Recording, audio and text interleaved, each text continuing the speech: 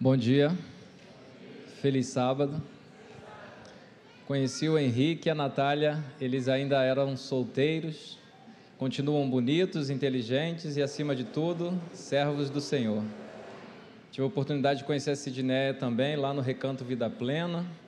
Eu já a vi hoje, não estou vendo agora, mas está lá fora. É um prazer estar com vocês aqui, Thali. Estar com vocês aqui nesta manhã para compartilhar a palavra do Senhor. Obrigado. Queria abrir a Bíblia com vocês em Lucas, capítulo 9, verso 23.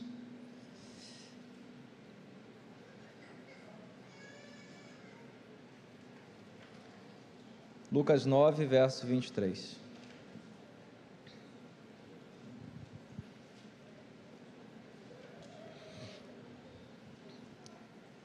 Esse texto é apenas introdutório, não é o nosso texto base para esta manhã, mas ele está aglutinado no contexto. Lucas 9, verso 23, diz assim: Se alguém quer vir após mim, negue-se a si mesmo e tome cada dia a sua cruz. Então, siga-me. Quem disse essas palavras foi Cristo. E ele disse que seguir a Cristo é o resultado, é a consequência de uma tomada de decisão, renúncia, abnegação. A renúncia não é uma atividade essencialmente humana, pelo menos depois do contexto pós-queda. O Henrique acabou de citar aqui uma lista de pedidos, na qual havia ali alguns pedidos relacionados à cura, à restauração de saúde. Muitas das doenças modernas, das doenças crônicas que assolam, que perturbam a humanidade, elas são o resultado de hábitos de vida. Não estou só falando de hábitos alimentares, mas de um conjunto de hábitos de vida. E também não sou eu que falo isso. Existe muita literatura aí já que documenta este fato. Nunca se ouviu falar tanto em doenças emocionais, transtornos emocionais, como na nossa era. Se fizermos uma pesquisa séria e madura, vamos perceber que sempre houve doenças e transtornos emocionais, porque desde o momento em que Adão e Eva caíram e pecaram, nós temos as consequências do pecado. Mas na intensidade de hoje, a cada dia surge uma nova doença. A cada dia surge um novo distúrbio, que é colocado lá no CID. E nós não sabemos como lidar com tantos problemas emocionais. E as doenças crônicas também que estão assolando a humanidade, câncer, diabetes, hipertensão, muitas delas poderiam ser evitadas se nós aplicássemos na nossa vida esta passagem que acabamos de ler. Porque essas doenças têm muito que ver com a hora que a gente vai dormir, com o tipo de emoção que nós estamos cultivando, com o tipo de relacionamento que nós estamos entretendo, com o tipo de alimento que adentra o nosso organismo e com o nosso relacionamento com Deus e uns com os outros. Se nesse contexto todo nós utilizássemos esta passagem, muito provavelmente a realidade da nossa vida seria outra, e também a realidade da vida daquelas pessoas que nos cercam. Mas eu entendo que não é fácil abandonar certos hábitos, não é fácil rejeitar certos gostos, porque nós recebemos no nosso lar, da nossa cultura, um legado.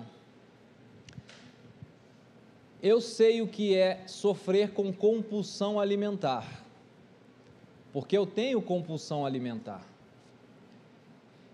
Eu sei exatamente que tipo de comida eu amo, eu gosto e me atrai, e esta comida, ela não contribui para o desenvolvimento da minha saúde física, emocional e espiritual. E neste final de semana nós estamos aqui para falar um pouco sobre saúde e sobre a palavra de Deus também. E, geralmente, num contexto adventista, quando a gente vai falar de saúde, já vem à mente, né, aqueles mensageiros com aqueles textos e aquelas mesmas imposições de sempre. E às vezes isso acaba não cooperando muito com a proposta que Deus tem para o seu povo em termos de mensagem de saúde. Mas, de acordo com a própria palavra de Cristo aqui, para nós enfrentarmos e vencermos algumas demandas modernas, nós precisamos renunciar, mas não é do ser humano renunciar, nós não gostamos de renunciar, muito pelo contrário, nós odiamos renunciar, porque Cristo pede para renunciar coisas que não contribuem para a nossa saúde física, emocional e espiritual, e é tudo aquilo que a gente não quer renunciar. E ele fala essa palavra no contexto da volta dos discípulos depois daquele empreendimento missionário, quando ele comissionou os 12 apóstolos para pregarem. E com a pregação do evangelho estava ali também uma mensagem de cura. Então, nós observamos que, pelo menos na mensagem de Cristo, do evangelho, a mensagem de cura ela estava presente. O texto base que eu queria ler com vocês está em Lucas capítulo 8, se você voltar uma página aí. Lucas capítulo 8, Jesus conhecendo a natureza humana e sabendo que não é nossa especialidade renunciar, ele vai levar algumas pessoas a viver uma experiência de renúncia, porque sem renúncia não há como manter um relacionamento com Deus. Lucas capítulo 8, verso 1 a 3 diz assim: E aconteceu depois disto que andava de cidade em cidade, de aldeia em aldeia, pregando e anunciando o evangelho do reino de Deus. E os 12 iam com ele, e algumas mulheres que haviam sido curadas de espíritos malignos e de enfermidades, Maria, chamada Madalena, da qual saíram 7 demônios, e Joana, mulher de Cusa, procurador de Herodes, e Susana, e muitas outras que o serviam com seus bens. Esta passagem aqui apresenta para a gente a ideia de que Jesus, ao oferecer uma cura integral às pessoas, física, emocional, espiritual, ele recebe seguidores comprometidos com o evangelho até o fim de suas vidas. Capítulo 8 inicia falando da obra que Cristo iria realizar em aldeias e na Galileia, em aldeias e cidades em toda a região da Galileia. Esse último percurso que Jesus passaria ali, em cada momento, os momentos mais marcantes, quando envia os 12, os 70, quando ele narra aquela célebre parábola do semeador, nos seus ensinos, no Monte da Transfiguração, e todos os eventos que compõem esse último circuito na Galileia, estes personagens estão seguindo a Jesus. Os discípulos e algumas mulheres que foram curadas de enfermidades, e sem dúvida alguma, essas enfermidades não se limitavam apenas ao campo físico, mas também atingiam o emocional. E foram libertos de demônios, foram libertos de uma teologia opressora, agressiva, intolerante de sua época, que impunha regras e submissão a essas regras como meio de alcançar a salvação. Isso desanimava as pessoas, deixava as pessoas afastadas de Deus, sem esperança. E então Jesus, nesse contexto, vem para mostrar para as pessoas o que significa o caráter de Deus e como ser introduzida no reino de Deus. E Jesus consegue seguidores agora, ele fideliza esses seguidores. Esses seguidores não iriam deixar de fazer a obra do Senhor por nada nesta vida. Ellen White fala que, à medida que nos aproximamos do tempo do fim, mais difícil seria pregar o Evangelho, porque a sociedade ela está sendo configurada, enviesada por ideologias diversas, de uma certa maneira, que cada vez mais nós vamos ter dificuldades para propor o Evangelho de Deus, pregar as 3 mensagens angélicas. As coisas estão ficando mais difíceis, vocês sabem exatamente do que eu estou falando. Então, como alcançar essas pessoas? Como mostrar para elas que existe algo de melhor? Como levar essas pessoas a acreditarem de que a vida que elas estão levando, liberais, libertinas, ideológicas, não podem suprir o rombo existencial que está presente em suas almas? Como ofertar para ela algo que não seja meramente teoria, que seja prático, que traga de volta para ela esperança, motivo para viver, felicidade? Jesus disse aqui que ele ia anunciando o Evangelho. Essa expressão, Evangelho do Reino de Deus, na Bíblia, representa um ambiente onde os filhos de Deus irão usufruir das bênçãos deste ambiente. Porém, este ambiente é representado por 2 expressões na Bíblia, no Novo Testamento, através dos ensinos de Cristo. Não raras vezes Jesus inicia suas parábolas falando: o reino de Deus é semelhante a isso e aquilo outro. E ele também usa a expressão: o reino dos céus é semelhante a isso e aquilo outro. O reino dos céus tem que ver particularmente com este local, se encontra no futuro. E nós vamos estar neste ambiente, no reino da glória, quando Jesus voltar, porque o reino dos céus faz um contraste com o reino da terra.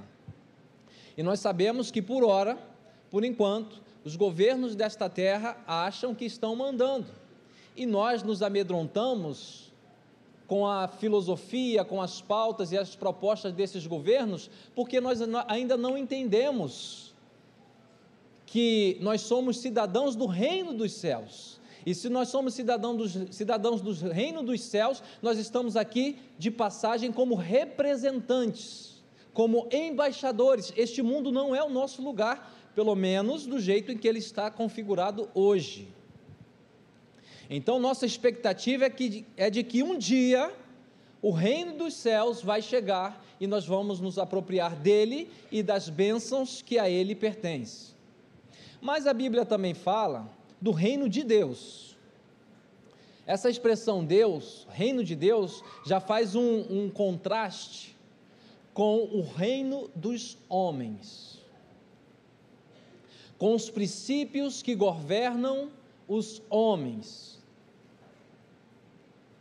O reino de Deus é atemporal. O reino dos céus é o reino de Deus, mas o reino de Deus não se limita ao reino dos céus. Então, nessa perspectiva, essas 2 expressões, elas aludem 2 realidades.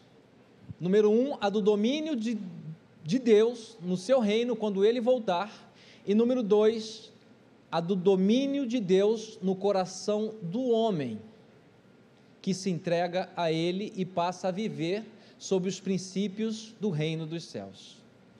É sobre isso que Paulo fala em Colossenses. Eu vou ler rapidamente, capítulo 1, verso 13 diz assim: o qual nos tirou das potestades das trevas e nos transportou para o reino do Filho do seu amor. Paulo, escrevendo aos Colossenses, fala que naquele momento eles haviam sido transportados do reino das trevas para o reino dos céus, para o reino do Filho do seu amor, mas ninguém estava nos céus ainda, eles estavam aqui na terra, mas aqui na terra eles foram conquistados para o reino de Deus, passaram a viver em função do reino de Deus, e não queriam saber de outra coisa a não ser o reino de Deus. É por isso que eles se engajaram na pregação deste reino e investiram todos os seus recursos, o seu tempo, a sua vida, os seus talentos na propagação desta mensagem que poderia trazer libertação, cura, felicidade, esperança e significado existencial. É dito que Jesus cura algumas pessoas, como mulheres, de demônios. No verso 2 é dito que Maria Madalena foi curada de demônio. Antes deste evento aqui, Jesus teve um encontro com Simão, e todos lembram da história. Simão fez um banquete em sua casa, convidou Jesus, e quando Jesus estava ali ensinando, desfrutando daquele momento de social com eles, entra uma mulher, e aquela mulher chora aos pés de Cristo, lava os pés de Cristo com suas lágrimas, algo que fora negligenciado por Simão. Ele deveria ter lavado os pés de Cristo, mas ele negligenciou isso, e depois ela enxuga os pés de Cristo com o seu cabelo, e ela é muito criticada, e aí Jesus dá uma lição de moral e fala que ela tinha tido uma atitude coerente e correta. Essa mulher o fez porque Jesus havia expulsado de sua vida 7 demônios. Quantos demônios? 7. Número 7 na Bíblia é significativo, ele representa perfeição, completude, totalidade, ou seja, aquela mulher havia sido liberta completamente da influência daqueles demônios. E o interessante é que no final do capítulo 7, no verso 50, diz assim: e disse aquela mulher: a tua fé te salvou, vai em paz, está liberada, pode ir.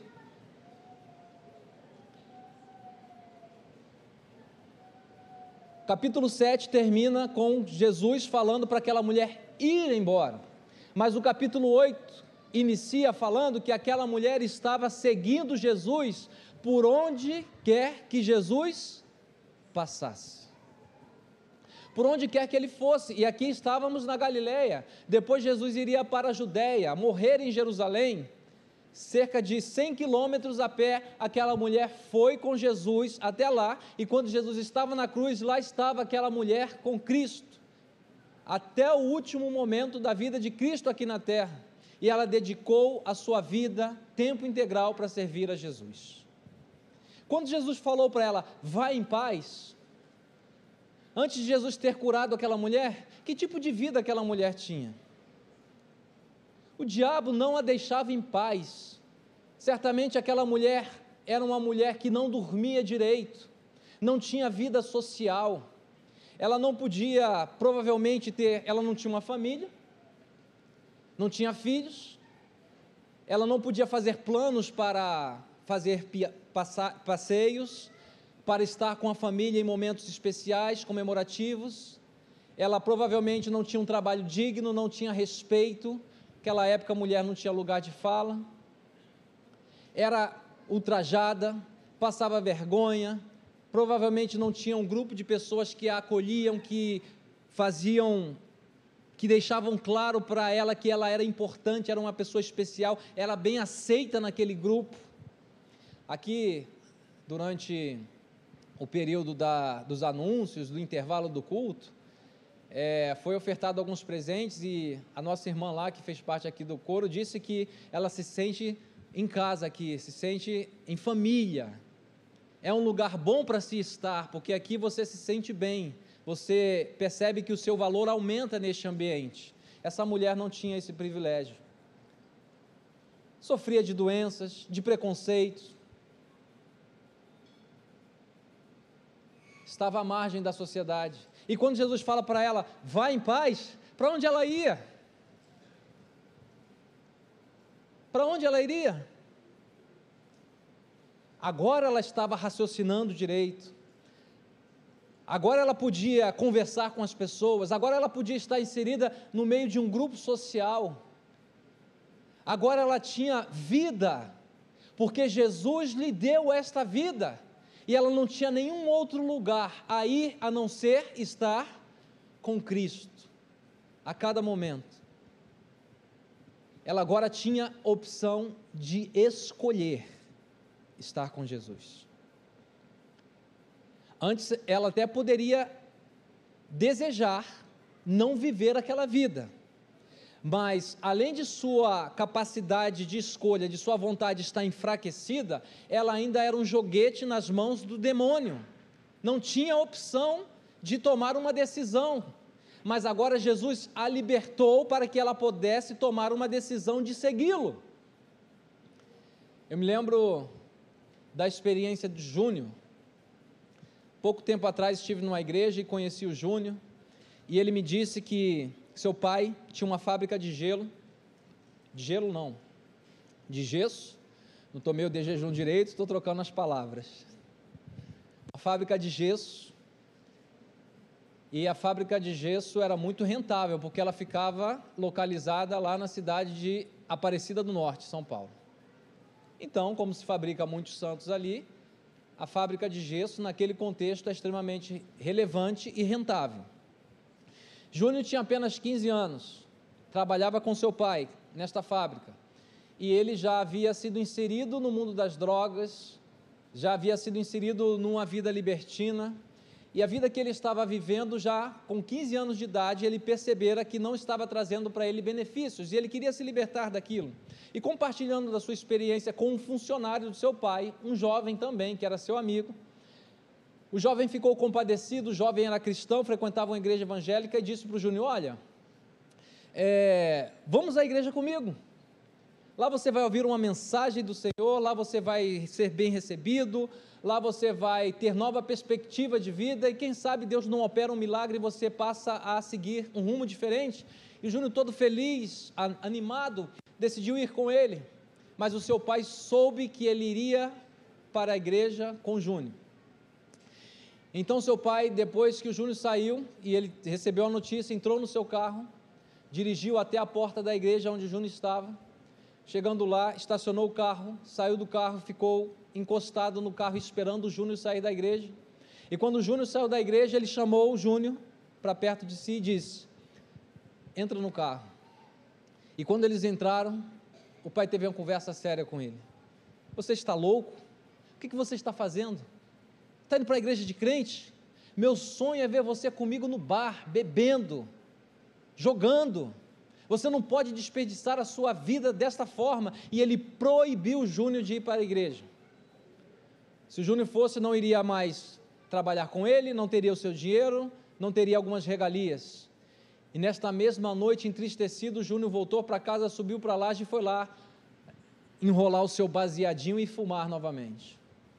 E a partir dali ele começou a beber com o pai, era o sonho do pai, e beber, e beber, e beber, até que ele se viciou, se tornou alcoólatra, chegou a casar com uma mulher, e receberam a visita de um obreiro bíblico, ele era adventista, tomaram estudos, ele gostou do estudo, a mulher se batizou, ele não, porque ele tinha um problema, ele era escravo do álcool, viciado, e ele desejava muito seguir a sua esposa, ele desejava muito seguir a Cristo, ele desejava muito ir à igreja, mas ele não conseguia, ele não tinha forças para tomar essa decisão.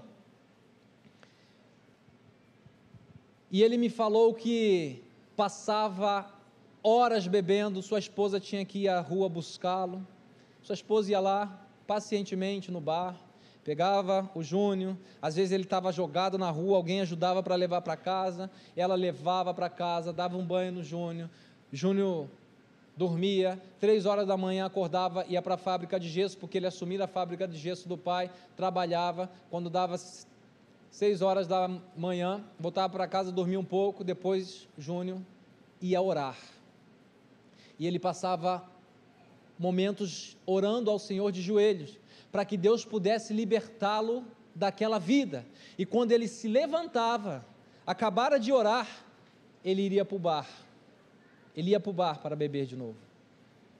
Ele queria se levantar dali e seguir a Cristo, pegar sua esposa, fazer planos, pegar o dinheiro, 13º, vamos reformar a casa, vamos fazer um passeio, quem sabe um passeio, um encontro de casais na igreja, promovido pela igreja, vamos visitar lugar X, Y, Z, mas ele não tinha planos, não tinha vida, porque era um escravo da bebida. Até que um dia ele ficou com o corpo paralisado, e o médico falou que se ele não parasse ele iria morrer. Pelas circunstâncias ele parou um pouco, depois que ele ficou melhor, foi beber de novo, paralisou de novo, e ele viu que ali ele ia morrer, então ele implorou a Deus que Deus o ajudasse, e ele conseguiu se libertar do álcool. Hoje ele se batizou na igreja, frequenta a igreja com sua esposa, mas ele vive uma luta a cada dia, porque ele sabe qual o desejo do seu coração, qual o seu vício, ele sabe exatamente qual é a sua tendência. Quem dera se assumíssemos Cristo hoje como nosso Salvador, e essas tendências malditas fossem eliminadas do nosso coração, seria maravilhoso, não precisava mais lutar naquelas áreas em que somos fragilizados. Mas qual é a tônica da mensagem de Cristo? Negue-se a si mesmo quantos dias? Todos os dias, e siga-me. E o Júnior sabe que se ele não for aos pés de Cristo todos os dias, se ele não clamar a Cristo todos os dias, se ele não estudar a palavra do Senhor, se ele não orar, se ele não se envolver com a obra do Senhor todos os dias, ele sabe exatamente para onde ele vai. Maria Madalena sabia exatamente para onde ela iria, se ela não seguisse a Jesus todos os dias. E com certeza ela ouviu falando, Jesus ensinando uma vez, que quando os demônios são expulsos, se eles voltarem, o que acontece? Eles trazem mais gangues. Se a vida dela já era um inferno com aqueles demônios, imagine se voltasse triplicado, quadriplicado, aquela legião de demônios. Não queria saber daquilo. A vida dela, a partir de então, para que ela pudesse ter vida e vida com abundância, era seguir a Jesus todos os dias, como Jesus a conquistou, trazendo cura espiritual. Mas também o texto fala que a mulher de Cusa, Joana, estava seguindo a Jesus, fora curada de enfermidade. A Bíblia não relata que tipo de enfermidade, mas certamente uma doença, uma patologia física ou psicológica, que estava cometendo aquela mulher, de um homem importante na sociedade, administrador do governador. Não à toa a Bíblia traz esse detalhe importante. E se ela a partir de agora estava seguindo a Jesus todos os dias, com os seus bens, estava financiando o ministério de Cristo, tanto com o seu tempo quanto os seus recursos, de quem era aquele dinheiro que ela estava injetando no ministério de Cristo? Ela não trabalhava, era de Cusa. Quem era Cusa? Administrador da casa do governador da Galileia. Eu fico imaginando Cusa nos encontros sociais com os amigos. E aí, como é que vai a vida? Tá bom, estou ganhando dinheiro bom, estou fazendo os investimentos. E a esposa? A esposa está por aí seguindo Jesus. Quem é Jesus? O Estado não reconhece Jesus como um mestre. A igreja não reconhece Jesus como um mestre. É um homem que se auto-intitula mestre, um mestre obscuro, sem credencial, sem reputação. Você está louco? Você é um cara de alta classe. Como é que você permite que sua esposa ande com esse cara aí e ainda gaste os seus recursos com ele, no seu ministério? Certamente aquele homem amava muito sua esposa. E como ela já estava enferma por muito tempo, e à época não tínhamos os recursos tecnológicos de hoje, os fármacos de hoje, os tratamentos naturais de hoje, não tínhamos a tecnologia para fazer exames, para dar diagnóstico, para trazer restauração de hoje, e aquele homem deve ter gastado muito dinheiro, mas muito dinheiro. Sempre que entrava o dinheiro, ele gastava no tratamento da época que tinha disponível para aquela mulher ser restaurada, e nada adiantava. Gastava com médicos, com remédios, e aquela mulher cada dia estava pior, cada vez mais doente. A alegria daquela casa não estava mais presente, não fazia as coisas, não compartilhava dos momentos especiais em família. Muito provavelmente a tristeza tomou conta do coração daquela mulher, e automaticamente daquele esposo. E então um dia ela tem um encontro com Cristo, e Cristo traz cura para ela. A alegria voltou para o lar, a esperança voltou no coração daquela família, e agora a felicidade plena. Ela desejava que outras pessoas experimentassem daquela experiência, e então ela começa agora a investir no ministério de Cristo, e aquele homem provavelmente só não seguiu Jesus porque alguém tinha que trabalhar naquela casa, mas ele estava feliz, e não havia nada e nem ninguém que iria romper com aquela atitude de gratidão da sua esposa e dele, depois de Cristo tê-los alcançado. Jesus é o mesmo ontem e hoje, porque os métodos que ele vai utilizar para trazer cura e restauração para a sociedade são os mesmos. Jesus quer que o seu povo se aproxime da humanidade sofredora.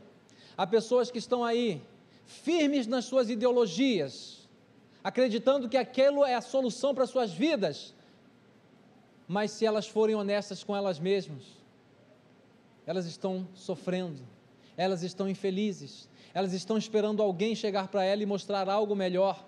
Porém, a teoria do Evangelho hoje, que está sendo publicada nas igrejas, nas mídias, não está resolvendo o problema. As pessoas estão cansadas de discursos, as pessoas estão cansadas de teorias, elas estão desejosas de ver a prática do Evangelho. E uma maneira eficiente de mostrar a prática do Evangelho para as pessoas é através da mensagem de saúde. Deus nos deu a oportunidade de aplicar os métodos que Deus deixou a esta igreja, e que a ciência recentemente tem corroborado, tem confirmado que esses métodos são eficientes, são efetivos. Tivemos a oportunidade de ver pessoas com câncer sendo curadas, pessoas que tomavam insulina, parar de tomar insulina, pessoas que acordavam todos os dias com muitas dores por conta da sua fibromialgia, estarem sem dor, e ver o sorriso no rosto dessas pessoas, ver a esperança voltando ao coração dessas pessoas, não tem preço. E ver o coração se abrindo para o Evangelho. Tivemos a oportunidade, eu não vou contar o testemunho agora por causa do nosso tempo, mas nós tivemos a oportunidade, a rica e grata oportunidade, de ver um pastor evangélico com toda a sua família se rendendo à verdade de Deus para esses dias, se batizando na igreja adventista do sétimo dia, através da mensagem de saúde. Vocês já imaginaram como a sua experiência, a experiência da sua família, a experiência dos seus vizinhos, dos seus colegas de trabalho, a experiência da vizinhança aqui, que tanto queremos alcançar com a mensagem do Evangelho, não seria radicalmente diferente se a partir de agora nós pelo menos dessemos um pouco mais de atenção à mensagem de saúde?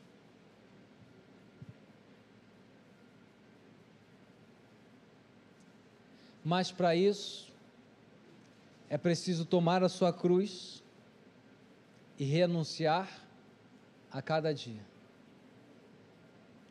Deus pode nos dar esta vitória, irmãos. O Evangelho de Cristo pretende nos livrar da condenação do pecado, nos dar um status de justo diante de Deus, mas também promete regeneração das nossas faculdades adormecidas, da nossa vontade. Nós podemos novamente tomar as melhores decisões a partir de agora. Nós podemos escolher comer melhor, nós podemos escolher dormir melhor, nós podemos escolher nos mover para trazer saúde através do exercício, nós podemos escolher nos relacionar melhor, e nós podemos escolher nos desprender mais para nos engajarmos de maneira mais assertiva e precisa na obra do Senhor. Eu queria finalizar lendo um texto, só um texto do Espírito de Profecia, o último, por favor, tá, Henrique? Você pode me ajudar aí? Eu tive que me adaptar ao tempo, né? Então, vamos ler juntos. É necessário pôr-se em íntimo contato com o povo mediante esforço pessoal. Se empregasse menos tempo a pregar sermões e mais fosse dedicado a serviço pessoal, maiores seriam os resultados que se veriam. E hoje em dia a gente sabe que o serviço pessoal, ele está mais presente aonde? No cenário digital, né? Nas redes, nos grupos de redes. É claro que isso não impede a gente de estarmos pessoalmente com as pessoas. Os pobres devem ser socorridos, cuidados os doentes, os aflitos e os que sofreram perdas confortados, instruídos os ignorantes e os inexperientes aconselhados. Cumpre-nos chorar com os que choram e alegrar-nos com os que se alegram. Estamos tão preocupados porque estamos sem dinheiro, estamos doentes, estamos com os relacionamentos rompidos, com as nossas próprias mágoas, que a gente não consegue enxergar a lágrima no rosto do outro. Não estamos preocupados com o outro. Se formos sinceros, nós não estamos preocupados com a dor do outro, a não ser que o outro vá me trazer algum tipo de benefício, ainda que esse benefício seja aumentar o número de membros na minha igreja. Com quantos números Jesus estava preocupado? E eu não estou dizendo que essas coisas são erradas, porque o próprio Jesus estabeleceu a igreja com as suas atribuições e os seus contextos. Mas Jesus estava sinceramente preocupado e interessado no bem-estar do outro. Aliado ao poder de persuasão, o poder da oração e o poder do amor de Deus, esta obra jamais, mesmo na época em que as ideologias estejam varrendo a sociedade, a cultura, a política, a igreja como um tsunami, mesmo nesta época, jamais esta obra ficará sem frutos. Não existe ideologia, política de governo, ideias humanas, poderes humanos que seja maior do que o poder de Deus. E o poder de Deus, quando aplicado através da experiência prática, o poder do amor, isso é capaz de libertar pessoas das garras do demônio, isso é capaz de trazer saúde emocional às pessoas, isso é capaz de trazer revitalização às células das pessoas, isso é capaz de trazer pessoas para o reino dos céus. Deus te abençoe, e eu espero sinceramente que você, a partir de hoje, comece a considerar mais que tipo de mensagem de saúde Deus deixou para esta igreja, para servir como o braço direito das 3 mensagens angélicas, que podem abrir a porta do coração para a penetração desta mensagem, a fim de que almas possam ser conquistadas para o reino de Deus.